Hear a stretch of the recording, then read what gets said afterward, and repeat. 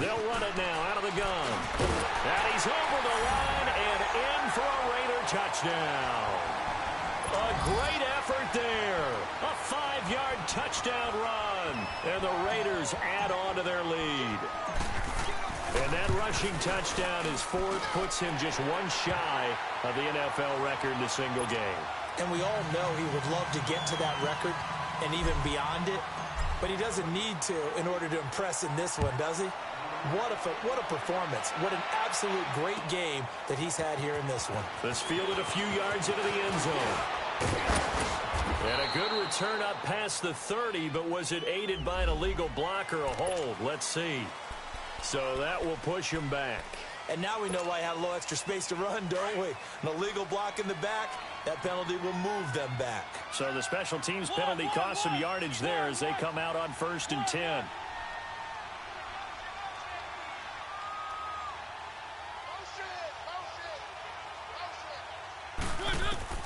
First down, Mariota.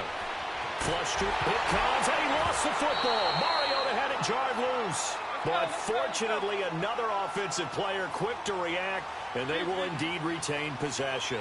On plays like this, when the ball comes free, it's often unusual for the team that lost it to get it back. Because this is a quarterback. The ball gets away from him. Everyone else is trying to execute what they're supposed to do on offense. They're usually looking in the other direction, downfield, or have moved away from him. In this case, though, a teammate is able to come up with the ball. I know many people like to throw to the tight end, maybe in a little flexed out position because he creates mismatches with his size.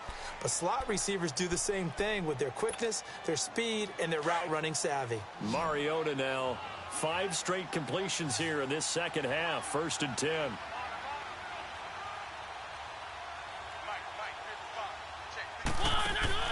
To throw Mariota. Oh, he's able to outmuscle him here as he pulls it in. 17 more yards on that one as they keep the drive rolling. Now they got to get to the line quickly.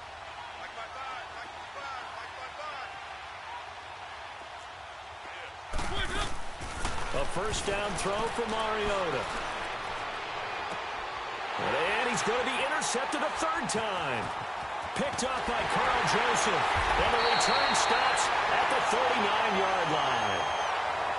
Well, this defensive pressure has been constant all game long. The pass rush, the coverage, they've all been excellent, and now they'll tack on an interception here as this one continues to slip just further and further out of hand.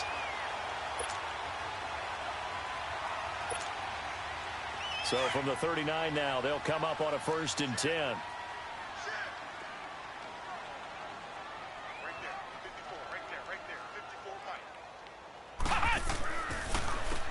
And on the ground they go with the running back. And he'll get this across the 40 and up to about the 42-yard line.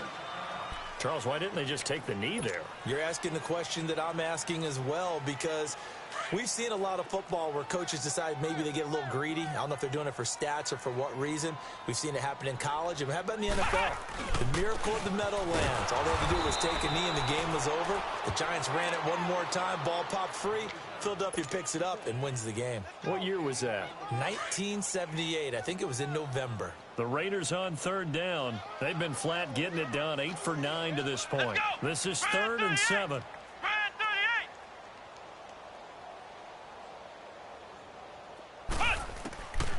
He'll look to throw. A bullet throw, but incomplete. Had an open man that time, but ended up putting a little too much heat on it, don't you think, partner? Absolutely. Just needed a touch more air under it. Instead, he fired an absolute bullet. Here now, Johnny Townsend, as he'll kick it away for the 2nd time.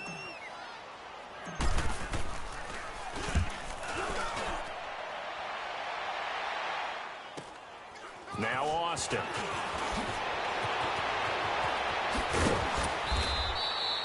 Nice job bringing that one back. 14 on the return. And control of the football, switching hands here with very little time remaining in this contest. And now out comes Houston. They're down big here late. I don't know. You just one last drive here for pride? Some people like to do that. I remember playing for a guy once. We were down huge, and someone said, "Coach, what do you want to call?" He just waved a hand like, "Who cares? Let's get out of here and do something some other time." But some teams like to do something at the end to feel a little bit better as they continue to move forward. And they get to Mariota here as he's dropped on the sack. And whistles, and they take their final timeout with 7 seconds left.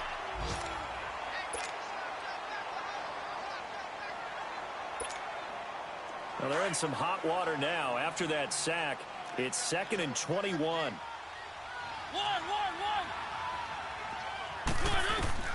From the shotgun, it's Mariota. And that one almost intercepted. Far too loose with the football here. Nearly a 4th pick. And it's 3rd down. This defense was definitely alert to the possibility of the deep ball, and they were more than ready for it. They've got the lead, 4th quarter. Maybe can expect more passes like that downfield. An incomplete pass on that last play, and that means they'll need to come up with something here on 3rd down. One last shot now for Mariota. Dancing to his left. He's going to let it fly, and that's caught inside the 30. A big offensive explosion helped leading them to victory, and the defensive guys, they're just saying, hey, put those points up every week, we'll just keep winning. They will gratefully accept them, won't they? It makes their job that much easier when they're scoring that many points, allows them to play with a totally different style and a different flow. So for Oakland, the win is their 8th on the year, and they will hit the road next week to take on the LA Chargers. Meanwhile, for our visitors, it's a disappointing way to lose your first game as they drop to 10-1 now on the year. And they'll be on the road next week for a matchup with the Carolina Panthers. So that'll do it for us. For Charles Davis and all our crew, I'm Brandon Gaudin. You've been watching the NFL on EA Sports. The Black Hole celebrates. The Raiders are winners here as we say so long from Oakland.